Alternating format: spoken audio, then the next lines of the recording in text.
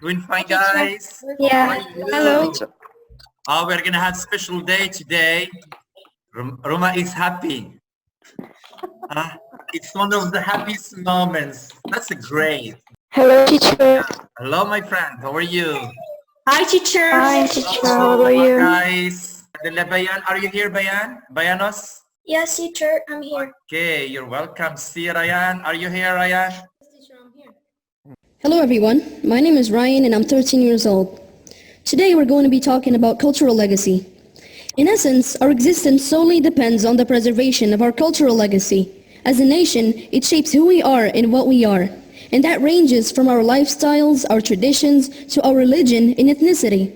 All this has survived for decades, remaining constant and unchanged. And in the end, it purely makes up what we now get to call a culture.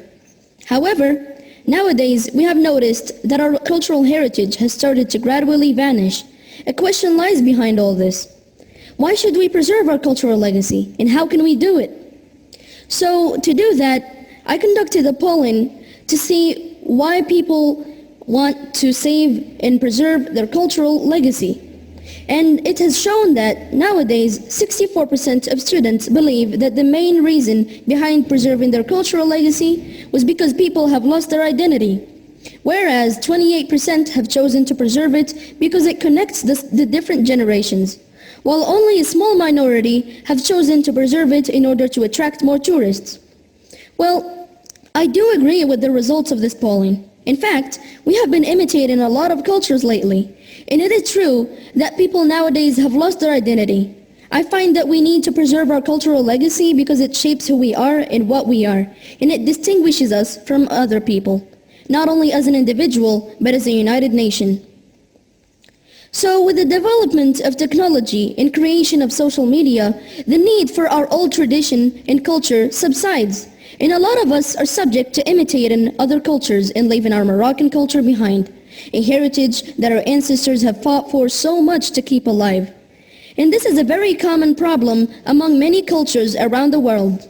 Hence, in order to save our culture from deteriorating and vanishing, I firmly believe that we should first start by educating our children and students in schools about how important their culture and tradition is. In other words, integrating cultural education in the classroom.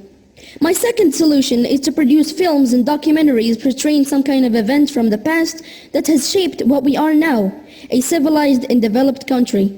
As an example, a Turkish series that talks about the rise of the Ottoman Empire. It teaches you in an indirect way how Turkey became what it is now.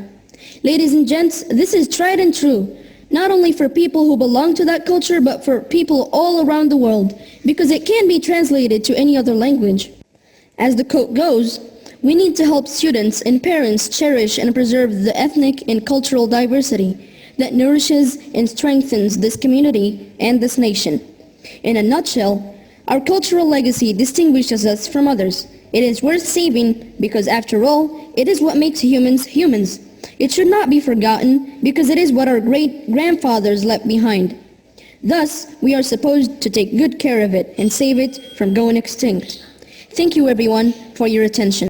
Like a lot of students and Mr. Nizar last class shared the same opinion with me, is that even us, we don't know much about our culture. Isn't that true? In order to integrate cultural education, first of all, cultural education, it's not integrated.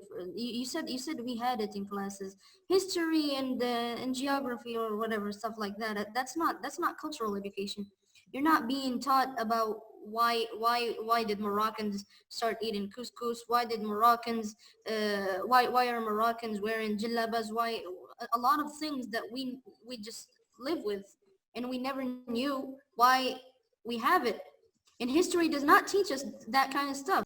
I said, uh, you said in the solution, you said producing documentaries and series, that it's a clear message to the audience. It is so useful and it's a great idea, of course. But do you think that in our society, I'm in Morocco, do we have the ability to do it?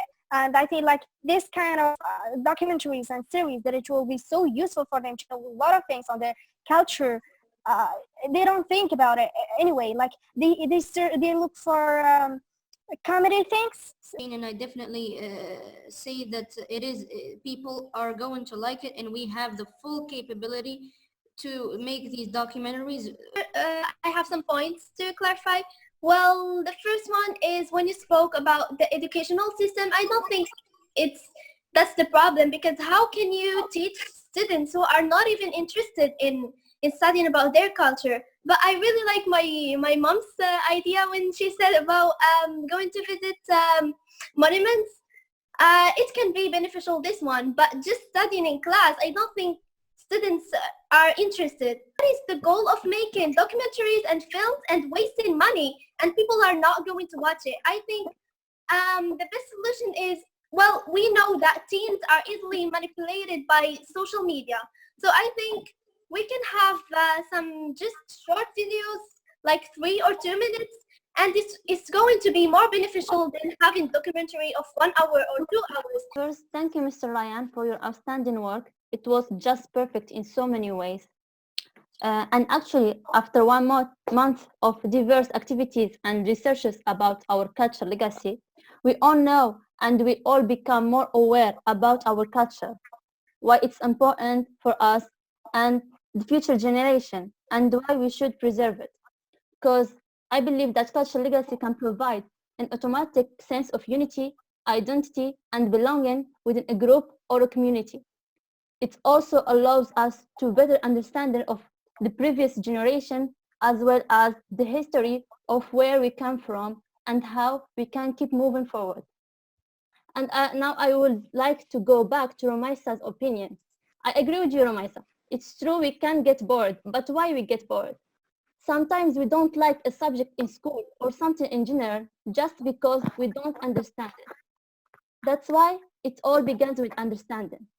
Going back to our Ryan's suggestions, I really share the same solution of integrating our culture, our educational system. But I would like to add something that I believe is very important before we do that, is we should know why we are integrating our culture in the educational system. I believe a lot of students are misunderstanding this, because the goal is not to give data about our culture to the students. Our goal is not to give lessons about culture to students, but our main goal is to make them proud of our culture. So they will be the first people to preserve it. And in order to achieve this goal, I believe it's not really important to create classes, but we can achieve this goal through creating clubs and workshops and events and projects. First of all, I want to thank Ryan for his wonderful presentation. I appreciate it. And in fact, I agree with you and everything you said, that if we don't preserve our culture, we'll lose our identity. And to protect it, for example, we have to produce series or films or integrating culture in our school programs. And actually, we should stop giving attention to those stupid shows instead of knowing the reason of wearing jalabas and of course, looking for some solutions to protect our cultural heritage and keep it alive before we vanish. This is what I think. Thank you very much, Heba. Now we go to Shema or Shan. Yes, thank you. You're welcome. Culture is a fundamental part that forms human beings. It is integrated in our everyday lives. It shapes our ethics. The language we talk, our sign language, our food, music, way of communication, and dressing codes. It makes us what we are now. We wouldn't know how to act if we were born in a cultureless world. We would have to build things from the top, and it would take us ages, of course. And also having a culture and embracing it is not enough these days. We should respect and accept others too. Not believe in the propaganda and stereotypes from representations we catch in movies. And this will lead or will result in a unique and harmonious aggregate of cultural differences. But the problem is not all people are interested in preserving their culture, and that's a result of what we have been taught in schools. if we start evaluating our culture and representing it in all forms of arts, we would be better. But we still have this problem of not caring about art and not understanding it at all. So we should start by teaching kids valuable information about art and our culture, of course, and others, other cultures. That way we will stop accepting all the negative or incorrect representations on TV or other media. We have brilliant script writers, actors, movie producers, artists, scholars, but they immigrate.